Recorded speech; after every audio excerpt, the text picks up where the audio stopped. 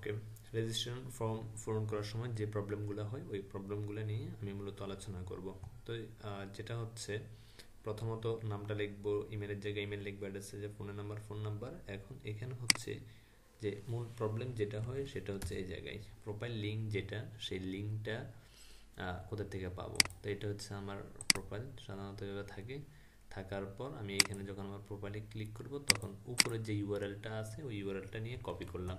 Copy করে আমি just এই জায়গায় দিব। এখন প্রবলেম হচ্ছে এটা তো আমার ইউআরএল। এখন কেউ বলতেছে আমার তো ল্যাপটপ নাই, আমি ল্যাপটপ থেকে দিব না, আমি তো মোবাইল থেকে দিব।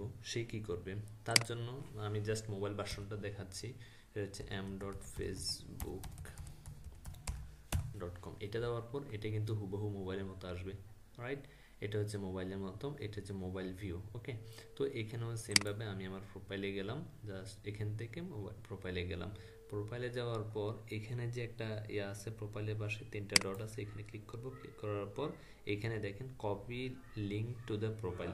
তো এটা যদি আমি কপি করি, দেখেন এখানে আপনার মোবাইলের জাস্ট আপনার যে ক্লিপবোর্ড আছে ওইখানে হয়ে যাবে। এখানে আমার এটা এভাবে আসছে, আমি জাস্ট এটাকে কপি দিলাম। কপি দেওয়ার পর জাস্ট এই জিনিসটাই আপনি এখান থেকে দিয়ে দিবেন, তাহলে এই জিনিসটাই মূলত আপনার এখানে বরাবর হয়ে যাবে। এই হলো অবস্থা। আপনারা জাস্ট এইভাবেই আমি যেভাবে দেখাই দিছি এইভাবেই করতে পারেন। পেমেন্টের অ্যামাউন্ট, ট্রানজ্যাকশন অ্যাকাউন্ট মানে হচ্ছে আপনি যখন বিকাশে পেমেন্ট করবেন তখন আপনাকে একটা ট্রানজ্যাকশন আইডি দেওয়া হবে, ওই আইডিতে এখানে দিয়ে দিবেন। আর যদি ক্যাশে করেন তখন হয়তো হচ্ছে লিখে দিবেন জাস্ট ক্যাশ, বা হচ্ছে যে কোনো একটা নাম্বার এখানে, বা নাম্বার না, জাস্ট লিখে দিবেন ক্যাশ। আর এখানে পেমেন্টটা যত দিবেন বা 2500, ওই 2500 লিখে দিয়ে সাবমিট করলে আপনার ফর্মটা সাবমিট হয়ে যাবে।